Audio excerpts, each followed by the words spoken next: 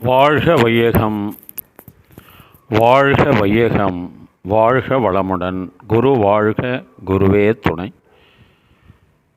மனவளக்கலை உறவுகளுக்கு கோபாலின் வணக்கங்களும் வாழ்த்துக்களும்.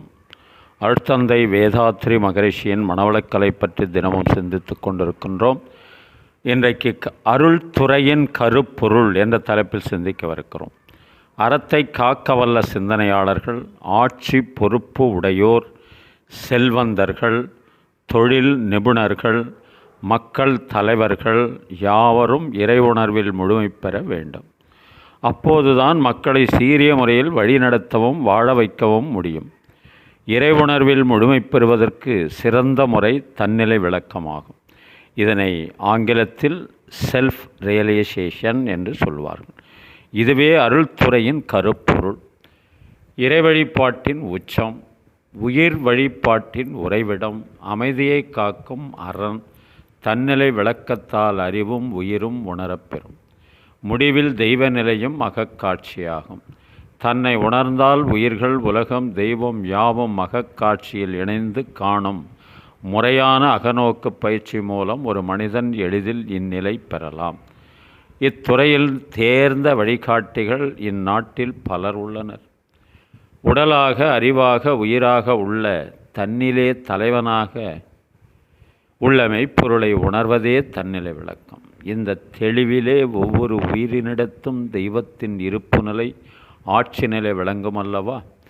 இவ்வுயர்ந்த நோக்கிலே எல்லா உயிர்களும் ஒரே மூலத்தை அடிப்படையாக கொண்டே தோன்றி இயங்கி வாழ்கின்றன என்ற பேருண்மை அகக்காட்சியாகின்றது.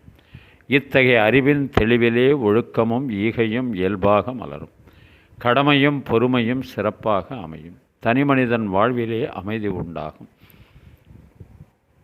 இந்த அமைதி அன்பாகவும் கருணையாகவும் விரிந்து சமுதாயத்தில் அமைதியை பரப்பும். மேலும் அது உலக விரிவாக செயல்படும் போது உலக நாடுகளிடையே அமைதியை நிலைநாட்டும். எனவே தன்னிலை விளக்கமும் அவ்விளக்கத்தின் வழியே வாழும் அருள் நெறியும் உலக அமைதிக்கு சிறந்த வழிகள் என்று சொல்லி சிந்தனையை நிறைவு செய்கின்றோம்.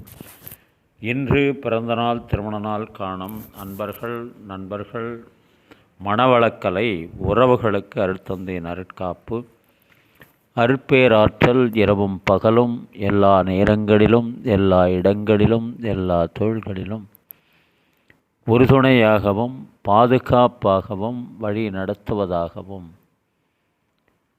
உங்கள் அனைவருக்கும் அமையுமாக. அருட்பேராற்றல் கருணையினால் உடல் நலம், நீளாயுள், நிறை செல்வம், உயர் புகழ், மெய்ஞானம் ஓங்கி வாழ்க வளமுடன். அருட்பேராற்றல் கருணையினால் உடல் நலம், நீளாயுள், நிறை செல்வம், உயர் புகழ், மெய்ஞானம் ஓங்கி வாழ்க வளமுடன் என்று குரு நினைவோடு வாழ்த்தி மகிழ்கின்றோம். வாழ்க வளமுடன். திருமணத்திற்காக காத்து கொண்டிருக்கும் பெண்கள், பிள்ளைகள் இவர்களுக்கு நல்ல வருணம் என்று விரைவில் திருமணம் நடைபெற வாழ்த்துகின்றோம். வாழ்க வளமுடன்.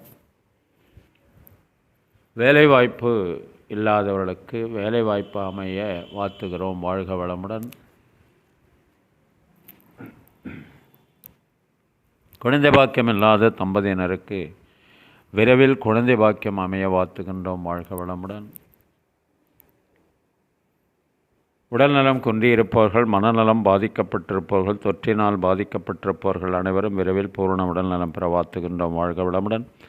உலக மக்கள் அனைவரும் மனவளக்கலையில் இணைந்து உடல் நலம், உயிர்வளம், மனவளம், நட்பு நலம், ஆன்ம தூய்மை, இறை உணர்வு பெற குருவருடும் திருவருளும் துணை நிற்க வேண்டி வாழ்த்துகின்றோம். வாழ்க வளமுடன். இன்றைய திரை இசை தத்துவ பாடலாக கவியரசர் கண்ணதாசன் எழுதிய பாடல். நல்லவர்க்கெல்லாம் சாட்சிகள் ரெண்டு, ஒன்று மனசாட்சி, ஒன்று தெய்வத்தின் சாட்சியம்மா. நம்பிக்கை வைத்து கல்லையும் பார்த்தால் தெய்வத்தின் காட்சியம்மா. அதுதான் உள்ளத்தின் காட்சியம்மா, அதுதான் உண்மைக்கு சாட்சியம்மா.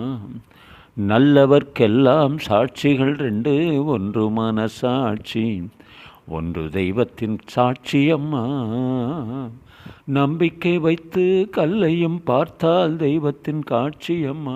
அதுதான் உள்ளத்தின் காட்சியம்மா, அதுதான் உண்மைக்கு சாட்சியம்மா. நதி வெள்ளம் காய்ந்து விட்டால் நதி செய்த குற்றம் இல்லை, விதி செய்த குற்றம் இன்றி வேறு யாரம்மா. பறவைகளே பதில் சொல்லுங்கள், மனிதர்கள் மயங்கும் போது நீங்கள் பேசுங்கள்.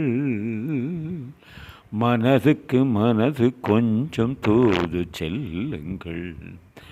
நல்லவர்க்கெல்லாம் சாட்சிகள் ரெண்டு, ஒன்று மனசாட்சி, ஒன்று தெய்வத்தின் சாட்சியம்மா.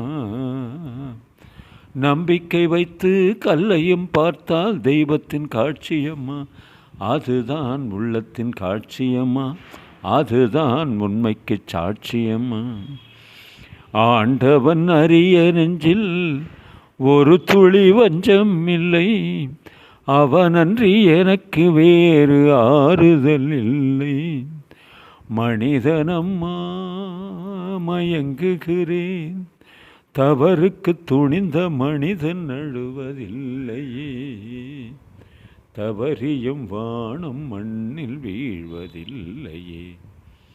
நல்லவர்க்கெல்லாம் சாட்சிகள் ரெண்டு, ஒன்று மனசாட்சி, ஒன்று தெய்வத்தின் சாட்சியம்மா.